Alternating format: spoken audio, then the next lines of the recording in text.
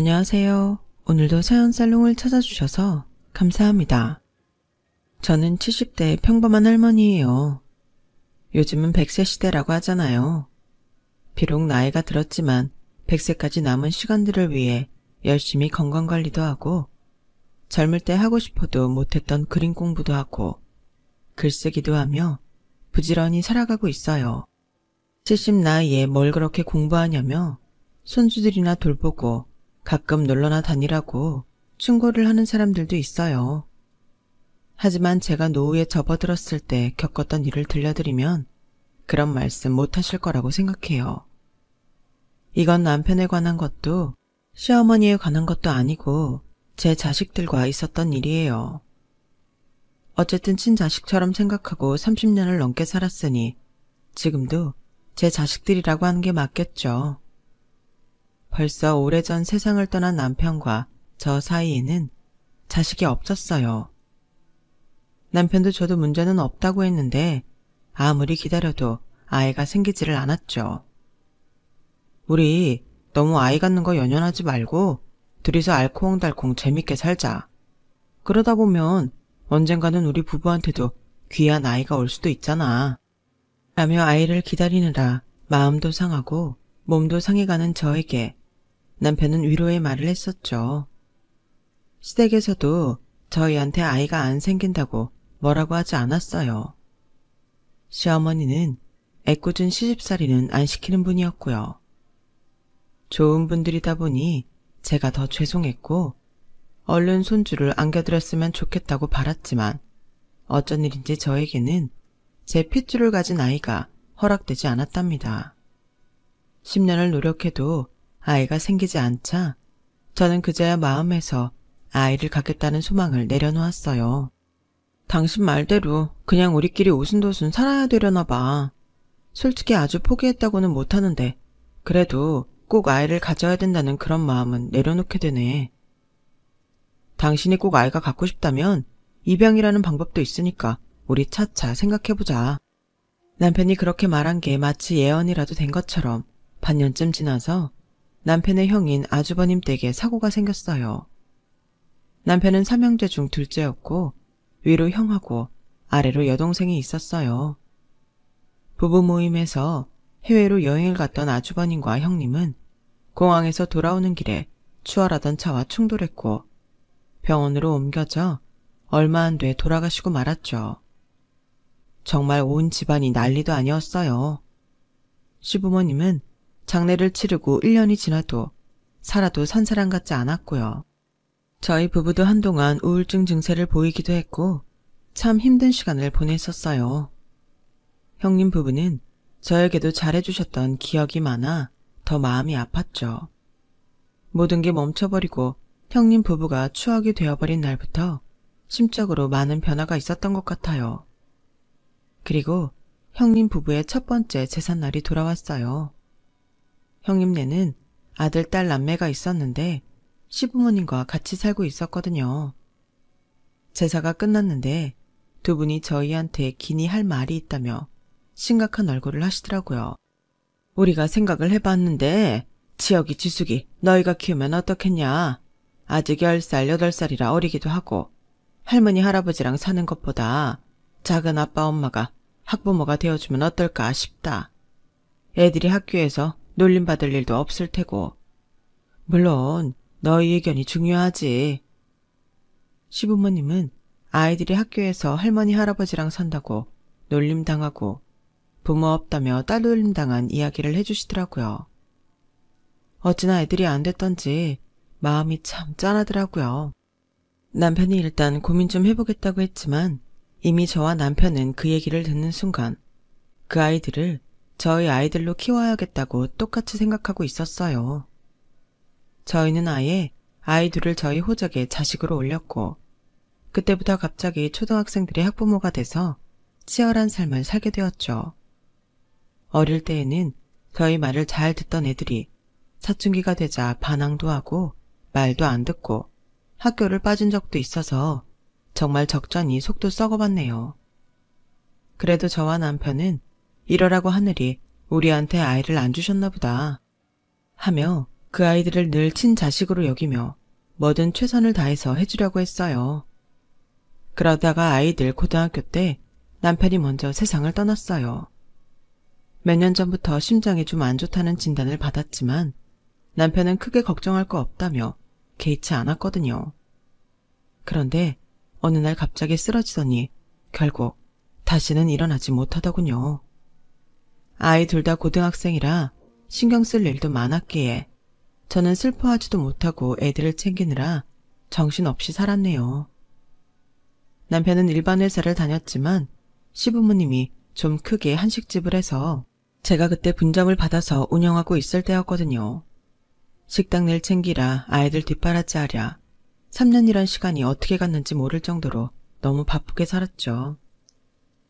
그렇게 키워놓으니 대학 졸업하고 각자 살 길 찾아 가는데 제 마음이 다 뿌듯했어요. 그 나이 지혁이는 대기업에 다니고 둘째 지숙이도 영어학원 강사를 하며 자기 하고 싶은 거 마음껏 하며 살았죠. 그리고 나이가 차니 알아서들 짝을 찾아와 결혼도 했고요. 둘 다 결혼을 하고 나서야 저는 제 할 일을 다 했다는 마음이 들며 그제야 긴장이 풀리더군요. 난 니네끼리 죽이 되든 밥이 되든 별 일 없이 살았으면 좋겠다. 그게 효도인 거야. 명절 때랑 제사 때 얼굴 보고 그러면 되지 않겠어? 아이들이 결혼할 때마다 저는 똑같이 말했어요. 제 진심이기도 했고요.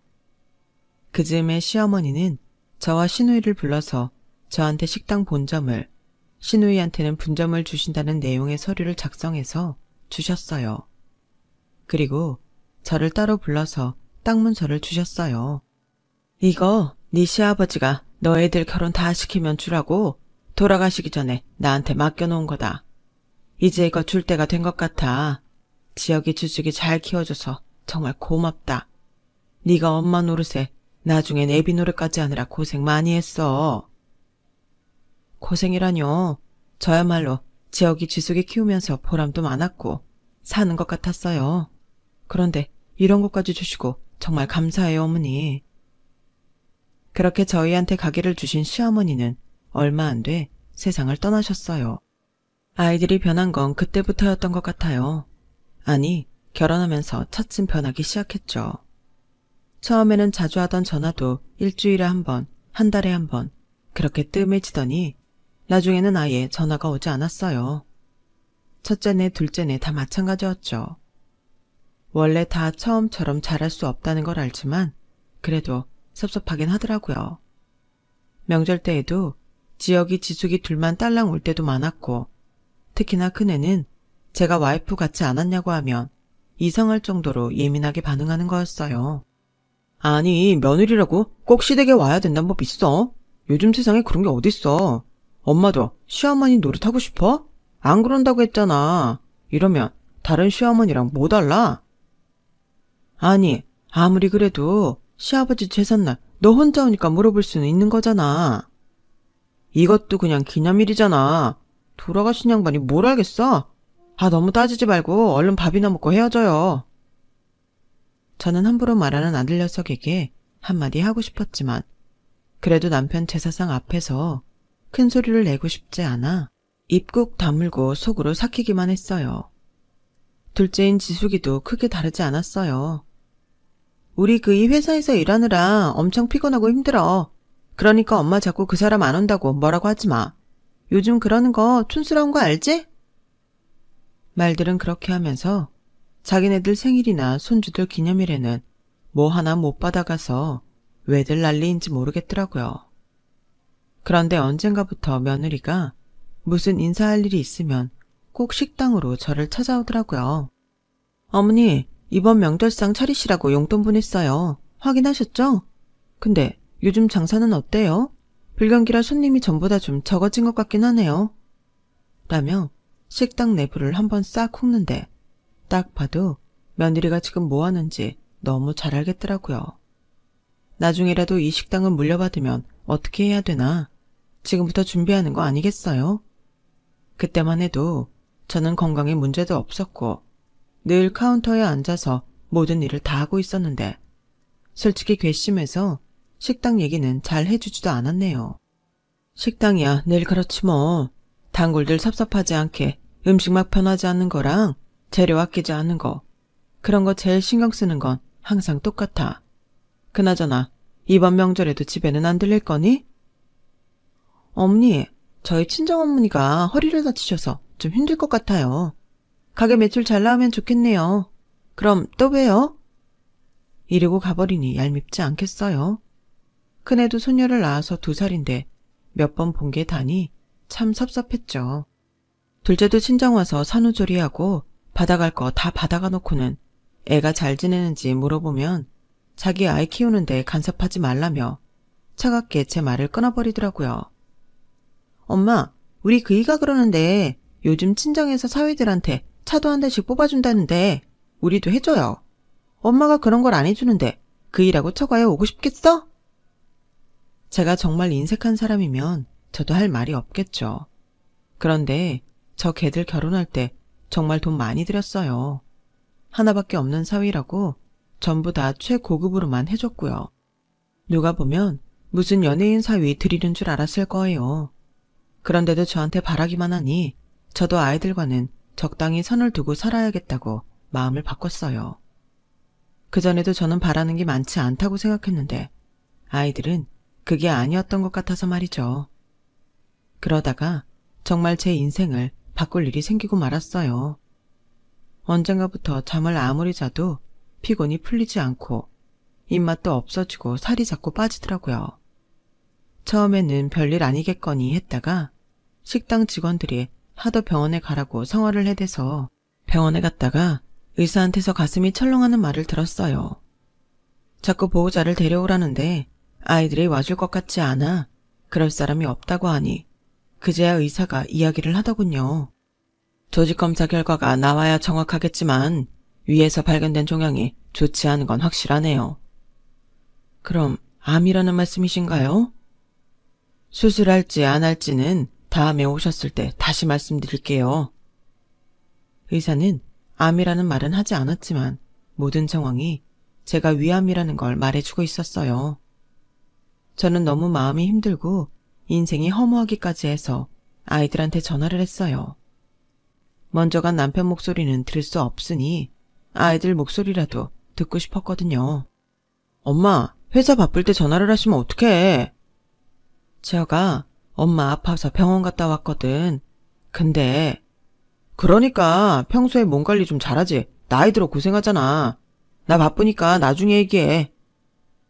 어디가 아프냐 묻지도 않고 끊어버리는 아들 녀석 다음으로 딸아이한테도 전화를 해봤지만 마찬가지였어요. 자기 바쁜데 전화한다고 신경질부터 내더라고요. 저는 그때야 제가 아이들을 잘못 키웠다고 후회를 했네요. 우리는 잘 키워보겠다고 정말 애썼잖아 여보. 근데 그게 아니었나 봐. 우리가 애들을 많이 섭섭하게 한 건지 난 정말 그런 것 같지 않은데. 당신 애들 좋아하는 거라면 멀리 차까지 타고 가서 사왔잖아. 아무리 작은 엄마 작은 아빠여도 양부모라고 생각하지 말라고 편하게 해준다고 했는데 우리가 뭘 잘못했던 걸까? 왜 저리 나한테 매정하게 굴지? 저는 밤새 남편 사진을 앞에 놓고 통곡을 하며 혼잣말을 중얼거렸어요. 그리고 조직검사 결과가 나온 날 의사는 저한테 수술 후에 항암 치료를 하자고 하더라고요. 일단 지금 상기라고 보는데 수술은 하루라도 빨리 하면 좋고요. 항암 치료하면서 예후를 보도록 하죠. 저는 집에 돌아와 수술 준비를 하면서 아이들한테 전화를 했어요. 왜 또 몸이 계속 안 좋아? 신경질부터 내는 아들 녀석한테 암이라고 했더니 대뜸 저한테 이렇게 말하더라고요. 엄마, 보험 들었어? 그거 돈 엄청 들어갈걸? 아무튼 실비보험, 암보험 들어놓은 데부터 전화해봐. 나한테 전화한다고 뾰족한 수가 있는 건 아니잖아. 내가 무슨 수를 바라고 전화했겠니? 아프고 수술 받아야 하니 전화한 거잖아. 무슨 말을 그렇게 해? 엄마, 지금 우리한테 키워준 보상 바라는 거 아니지? 아빠 돌아가신 후에도 엄마가 나랑 지숙이 키우고 결혼까지 시켜준 건 고마운데 그거 당연히 할 일 한 거잖아. 그거 갖고 지금 생색내고 병간호 해달라 병원비 달라 그러면 안 돼. 엄마 할머니한테 우리 키움값 받은 거 우리도 다 아니까 우리한테 뭐 바라지 마. 내가 언제 너랑 지숙이한테 뭐 달라고 한 적 있어? 줘도 내가 주고 니네가 하도 시집살이 처가살이 시키지 말라고 해서 며느리 사위한테 인사 한번 제대로 받아본 적도 없어. 니네야말로 날 엄마라고 생각했으면 이럴 수 있어? 내가 그냥 작은 엄마라고 쳐도 이렇게 오랜 세월 같이 보냈으면 아파서 어떡하냐고 걱정 한마디 하는 게 정상이지. 니네가 무슨 생각하는지 너무 잘 알았다. 앞으로 연락 안 할 테니 이만 끊자. 정말 섭섭하다 못해 온몸이 부들부들 떨리기까지 할 정도로 저는 분하고 화가 났어요. 애들 아빠가 이런 꼴을 안 보고 먼저 가길 잘했다는 마음이 들 정도였죠. 딸아이한테는 전화도 하지 않고 수술 전날 저는 직원들의 걱정 어린 응원을 받으며 병원에 갔어요. 그런데 의외로 딸애가 거기 와 있더라고요. 내가 이번 수속 다 도와줄게. 아픈 사람이 혼자 뭘 어떻게 하라고 그래. 옷이랑 다 챙겨갔지? 저를 생각해주는 말인 것 같은데도 아들한테 들었던 말에 충격이 너무 커서였는지 어째 고맙다는 생각이 들지 않았어요. 아니나 다를까. 제가 입원실에 들어가 침대에 눕자 딸은 바로 자기 속내를 드러내더군요. 엄마, 위암 상기라며. 뭐 요새는 약도 좋고 수술도 잘해서 오래 사는 사람들도 많다고는 하지만 엄마는 나이도 있고 아주 건강한 편도 아니잖아. 그러니까 가게부터 먼저 정리하면 어때? 우리 그 일랑 알아봤는데 그런 재산 처리는 미리미리 해두는 게 좋다더라. 나 아직 수술도 안 받았다. 네 말 맞다나 요새 약도 좋고 수술도 잘하는데 왜 가게를 정리해? 엄마, 항암 치료 받는 거 힘들대. 근데 가게에 나가서 일할 수 있겠어? 신경 쓰지 않는 게 회복의 최고인데 가게 나가면 또 스트레스 받잖아. 우리가 다 알아서 할 테니까 엄마 가게 우리한테 맡겨. 아니 됐어. 내가 알아서 할 테니까 네가 신경 쓸 거 없다. 우리 서로 그런 도움 안 받기로 한 거 아니었어? 나 너네 키워준 생색내고 싶지 않으니까 너도 그만 가봐. 정말 눈에 콩깍지 다 떼고 보니 어찌나 속이 훤히 들여다보이던지 생판 모르는 남이 더 낫겠다는 생각을 그날 처음 해봤네요. 저한테 금전적인 도움을 주는 거 바라지도 않았어요. 진심으로 괜찮냐는 말, 아파서 어떡하냐는 말 듣고 싶었던 게 저한테는 그렇게 사치였을까 싶고 서운한 마음은 수술실에 들어갈 때에도 없어지지 않더라고요. 하지만 딸아이는 제가 태어나는 날에 와서도 제 성질을 돋았어요. 엄마, 고집 부리지 말고 이참에 정리하자. 엄마 죽어도 나나 오빠는 식당에 대해 아는 것도 없고 운영할 생각도 없어. 어차피 나중에 우리 줄 건데 미리 준다고 뭐가 달라져? 엄마 예금해놓은 것도 그렇고 병원비 미리 빼놓고 나머지 우리가 관리하면. 너 내가 이제 막 태어나는데 그런 얘기를 하니?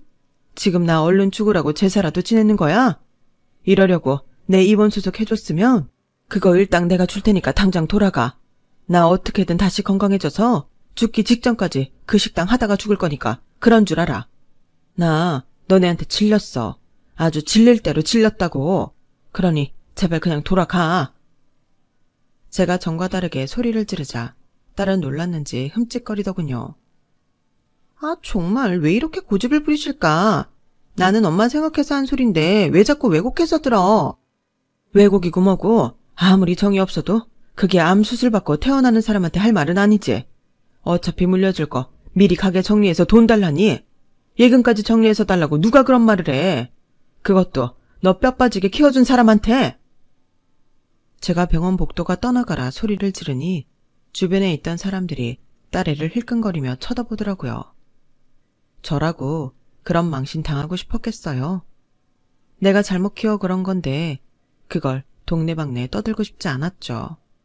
그런데 말하는 게 어찌나 사람 화를 폭발하게 만드는지 한바탕 질러대고 나니 속은 후련하더라고요. 딸아이는 사람들 눈치가 보였는지 제가 입원시킨 일당으로 챙겨주는 30만 원을 손에 쥐자마자 얼른 자리를 뜨더라고요. 지들도 살림하고 애들 키우느라 힘들겠죠. 그걸 제가 모르는 건 아니에요. 하지만 경우라는 게 있는 거잖아요. 아이들한테 질릴 대로 질린 저는 어떻게든 살아남겠다고 굳게 결심하고 이전과는 다르게 독한 마음을 먹었어요. 항암 치료라는 게 정말 힘들긴 했지만 산이나 바다도 자주 다녔고 음식도 전부 건강식단으로 바꿔서 먹었어요. 하루에 30분은 무조건 걸었고요. 식당 일은 제 바로 밑에 있는 매니저한테 일단 모든 걸 맡겼어요. 매니저는 아무 걱정 말고 몸부터 회복하라고 제가 자식들한테 듣고 싶었던 말을 해주더라고요. 물론 중간에 너무 힘들어서 병원에 실려가기도 하고 우울증이 심각하게 온 적도 있지만 그래도 어떻게든 살아남으려 애를 썼더니 어찌 이겨내게 되더라고요. 간단하게 정리를 했지만 정말 말로 다 할 수 없을 만큼 힘들고 고통스러운 시간이었어요. 저는 그때 식당에 아픈 분들도 오셔서 식사할 수 있게 자연식 식단을 만들자고 제안했고 매니저와 회계를 봐주는 회사에서는 지금 식당 상황에서는 어렵다고 했지만 제가 강하게 밀고 나갔어요. 아프고 나니 아픈 사람 심정을 알게 됐다고 할까요? 그리고 건강한 사람들도 더 좋은 음식을 먹으면 건강을 잘 유지할 수 있을 거라는 생각도 했죠. 그렇게 저희는 건강식 메뉴를 첨가했고 기존 메뉴들도 조금씩 건강식처럼 바꾸기로 했어요. 당장은 좀 손해를 볼 수 있겠지만 꼭 필요하다고 생각했거든요. 그래도 식당을 매일 나가는 건 아직 저한테 힘든 일이었기에 일주일에 한 번씩 나가다가 점점 상태가 좋아지면서 사흘에 한 번 나가서 카운터도 보고 돌아가는 상황도 점검했어요. 그러던 어느 날 제가 병원에 다녀오는데 집 앞에 며느리가 손자를 데리고 와 있더라고요. 너는 오면 온다고 말을 하지. 아님 어디 지나가다 들린 거야? 네, 오늘 준수 어린이집 행사 있어서 빨리 끝났는데 자꾸 할머니 보고 싶다고 하지 뭐예요. 준수야, 그렇지? 어색한 며느리 표정과 아무것도 모르는 손자 얼굴을 보고 저는 단박에 거짓말인 걸 눈치챘어요. 어쨌든 집까지 왔는데 그냥 돌려보낼 수는 없어서 집에 들여서 손자 녀석 좋아하는 과일도 깎아주고 며느리랑도 차 한잔을 했죠. 며느리는 곧 자기 용건을 꺼내더라고요. 어머니, 힘드시면 간병인 쓰세요. 그 정도는 제가 어떻게 해볼 수 있어요. 이제 와서 무슨 간병인이야. 간병인 쓸 때는 지났어. 지금은 도우미 아줌마가 일주일에 한 번씩 와서 청소해 주신다. 아, 그럼 많이 나으신 건가 봐요? 병원에서는 뭐래요? 어머니 차도는 좀 보인대요? 무슨 결과 같은 거 받으신 건 있으세요? 왜? 내가 나은 것 같아서 섭섭하냐? 내가 계속 아팠으면 좋겠어? 아니, 어머니, 무슨 그런 말씀을 하세요. 저기, 준수야, 너 할머니한테 하고 싶은 말 있댔잖아. 응? 며느리는 과일을 먹으며 장난감 갖고 놀기 바쁜 손자를 자꾸 부추기며 제 앞에 세우더라고요. 손자는 쭈뼛거리더니 저한테 연습한 것처럼 앵무새 마냥 이렇게 말했어요. 할머니, 저 큰 집에서 살고 싶어요. 지금 우리 집 좁아서 답답해요. 할머니가 사주세요. 네? 저는 아연 실색에서 저를 보며 억지로 웃고 있는 며느리를 보았어요. 너 참 대단하구나. 이제는 아무것도 모르는 애를 앞세워서 나한테 돈 타낼 생각을 하는 거야? 준수가 뭘 안다고 이런 말을 해? 아니에요, 어머니. 준수가 정말 새집 이사 가고 싶댔어요. 듣기 싫다. 나 참, 내가 1년에 한 번 볼까 말까 한 손자 말이라면 아이고 그러냐 하며 들어줄 어리석은 늙은이로 보였냐? 너 사람 잘못 봤어. 내가 아파서 죽어가도 너네한테 못 주겠다. 어머니, 그러지 마시고 어머니 병원비랑 노후 쓰실 거 남기시고 나머지 정리하셔서 저희 주세요. 그러면 더 서로 편하고 좋잖아요. 너네는 편할지 몰라도 난 하나도 편할 거 없다. 지금도 불편한 거 없고. 이제 그만 준수 데리고 돌아가라. 며느리는 할 수 없이 돌아갔고 얼마 안 있어 아들놈이 전화를 했어요. 엄마, 집사람하고 준수 내쫓듯이 보냈다면서요. 그렇게 우리 안 찾아간다고 뭐라고 할 때는 언제고 저희를 짐짝 취급하세요. 너야말로 키운생생 내지 말라더니 나한테서 받을 건 받아야겠다는 거냐? 난 그렇게는 못하겠다. 좋아요. 그럼 평생 손자 얼굴 볼 생각 하지 마세요. 그래도 좋으세요? 너네도 나를 엄마 대접 안 해주는데 내가 준수를 손자라고 생각할 이유가 뭐 있겠어? 알았어요. 그럼 이제 정말 왕래 안 하는 겁니다. 아들은 그 말을 마지막으로 전화를 끊었어요. 이렇게까지 말한 제가 너무하다고 생각하실지도 모르겠지만 저는 진단을 받고 병원에 있는 동안 아이들한테 너무 많은 상처를 받고 그동안 쌓아왔던 정도 다 부질없다는 걸 절실히 깨달았기 때문에 더는 마음을 주고 싶지 않았어요. 그 후로 딸이고 아들이고 정말 저한테 연락 한 번 안 하더군요. 제가 죽었는지 살았는지 궁금하지도 않은 것처럼요. 저 역시 자식들은 뒤로 제쳐놓고 다시 건강해지는 데에만 온 힘을 쏟았고 그 결과 2년 반 만에 병원에서 기쁜 소식을 듣게 되었어요. 이제 안심하셔도 되겠는데요. 이게 거의 기적이라고밖에 말을 못하겠는데 정말 좋아지셨어요. 물론 이게 완치라는 게 없는 병이다 보니 계속 잘 관리해 주셔야 되겠지만 지금처럼만 해주시면 큰 문제 없을 것 같습니다. 정말 너무 기다리던 순간이었고 저도 모르게 눈물이 주르륵 흘렀어요. 식당 직원들도 제 친구들도 다 자기 일처럼 기뻐해주고 축하 선물도 주고 정말 잔치가 따로 없었죠. 그리고 때 맞춰서 시부모님한테 받은 땅값이 쑥쑥 오르기 시작하더라고요. 원래 변두리 한 자락에 있던 땅이라 크게 주목받지 못했는데 그 지역이 TV에 나오고 유행하는 카페니 가게들이 들어서면서 새로운 명물지역이 된 덕이었어요. 식당도 전보다 훨씬 잘 되고 있었고요. 아무래도 건강에 대한 사람들 관심이 늘어나다 보니 저희 식당 음식도 덩달아 입소문을 탄 것 같더라고요. 그러고 있는데 한 2년 연락 없던 딸한테 전화가 왔더라고요. 엄마, 요새 어떻게 지내? 병원에선 별말 없지? 엄마, 나도 엄마 마음 상하게 하고 싶지 않은데 현실적으로 엄마 나이에 다시 회복되기 힘들잖아. 이쯤에서 우리한테 재산 나눠주는 거 어때? 식당도 미리 정리해둬야 엄마도 속 편하는 거 사실이잖아. 애들은 제가 회복했다는 걸 귓등으로도 아무 소식도 못 들은 것 같더라고요. 그래, 너 마침 전화 잘했다. 나 너네한테 할 말 있어. 그러니까 네가 지혁이한테도 연락해서 한번 같이 와. 저도 이대로는 더 이상 있을 수 없었어요.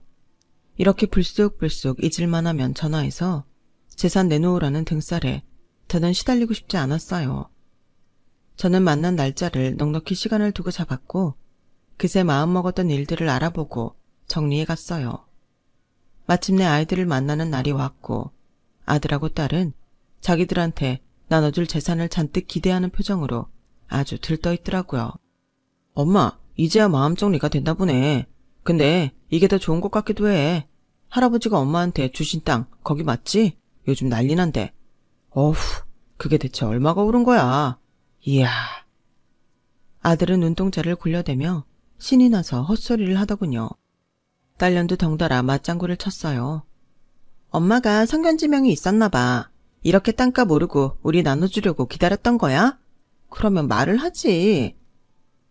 누가 너네한테 내 땅 준다고 했어? 얘들 좀 봐.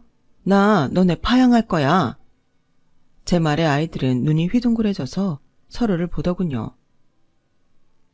엄마, 그게 무슨 말도 안 되는 소리야. 무슨 파양이야. 지금 우리 나이가 몇인데. 그게 해도 된다더라. 내가 변호사 선임해서 다 준비했어.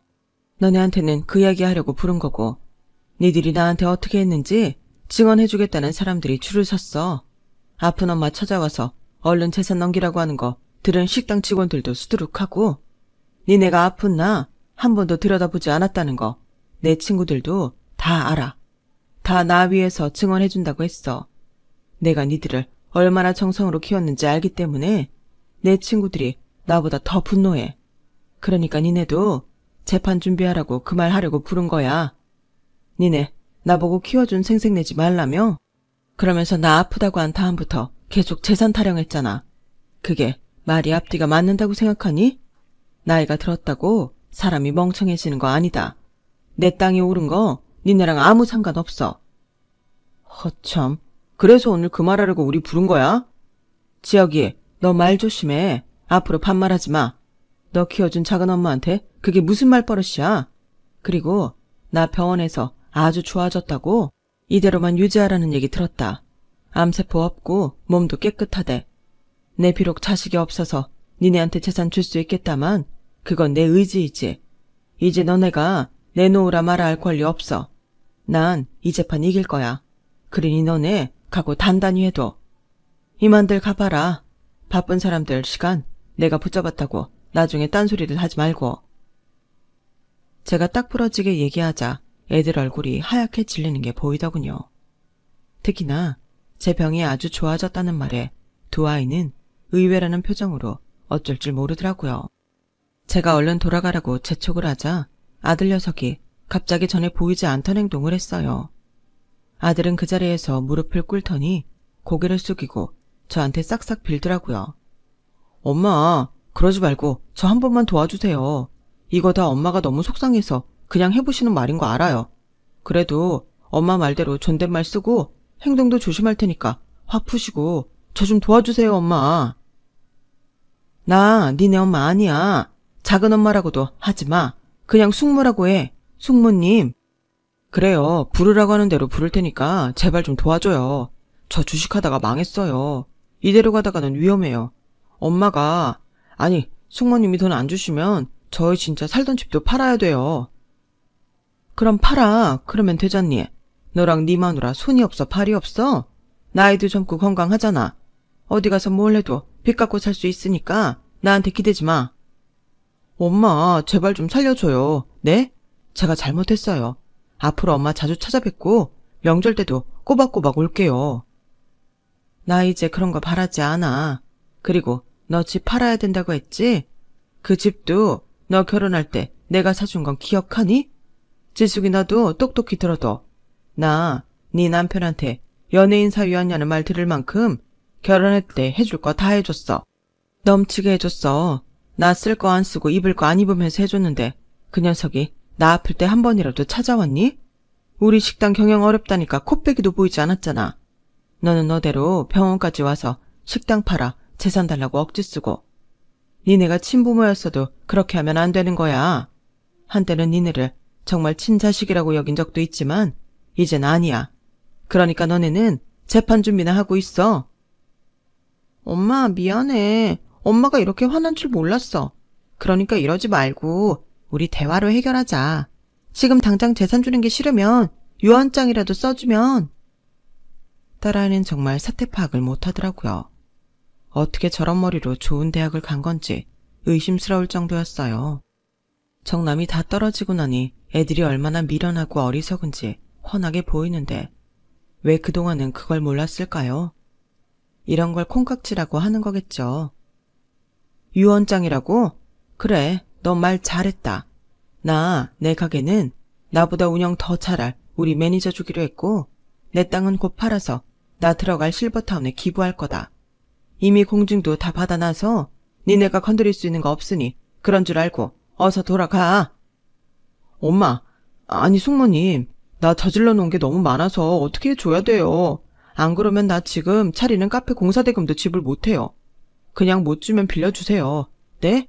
제발요. 제가 잘못했어요.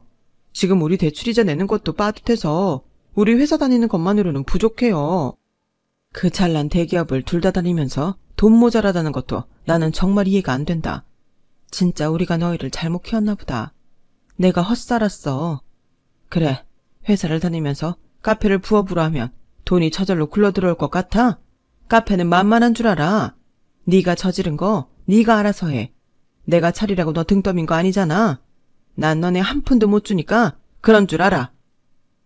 제가 얼른 나가라고 둘을 윽박지르자 그제야 애들은 엎드려서 울먹울며 잘못했다고 난리를 치더군요. 그래도 제가 꼼짝하지 않자 아들 녀석은 갑자기 돌변해서 저한테 협박하듯이 말했어요. 이제 돈도 많고 우리 신세 질 일 없다는 거죠? 우리 힘든 거 알고 혹 떼어내겠다는 거네요. 참 비정하네요. 그래요. 어디 마음대로 해봐요. 우리랑은 평생 등지고 사는 건 줄 아세요. 니네 등지는 거 하나도 안 무섭다. 지금까지는 뭐 그리 니네가 나한테 살갑겠다고 그러냐? 나 네 그런 협박 하나도 안 무서우니까 마음대로 해. 아들이 먼저 씩씩대고 나가자 딸아이는 제 눈치를 보며 뭐라고 말하려고 하더니 그냥 지 오빠를 따라 나가더라고요. 그리고 저는 아이들한테 예고한 대로 파양 절차를 진행했고 다행히 법원은 제 손을 들어줬어요. 제가 다 늙어서 왜 파양할 마음까지 먹었는지 그 마음을 헤아려 준 것 같아 눈물이 왈칵 쏟아지더군요. 그렇게 저는 아이들과 절연하고 혼자서 제 인생을 살게 됐답니다. 죽을 고비를 넘기고 나니 누가 정말 저를 위하는 사람인지 한눈에 알 수 있더군요. 그게 제가 키운 아이들이 아니라는 게 가슴 아팠지만 어쩌겠어요. 이번 생에서 저한테는 자식이 없는가 보다. 그렇게 받아들이기로 했어요. 저는 그동안 저한테 못 써본 돈 열심히 쓰면서 재미있게 살고 있어요. 그때 아이들과 인연을 끊은 이후로 이사한 동네에서 친구들 초대해서 같이 자기도 하고 여행도 가고요. 앞에서 말한 것처럼 이것저것 배우고 공부도 한답니다. 실버타운은 좀 더 있다 들어갈 생각이에요. 이런 제 인생도 나름대로 괜찮다. 그렇게 스스로 위로하고 있네요. 제 이야기는 여기까지예요. 지금까지 들어주신 모든 분들 항상 행복하시고요. 건강히 지내시길 바랄게요. 여러분, 사연 댓글에 응원과 현명한 조언 부탁드려요. 좋아요와 구독은 저에게 큰 힘이 됩니다. 오늘도 좋은 일 가득하세요.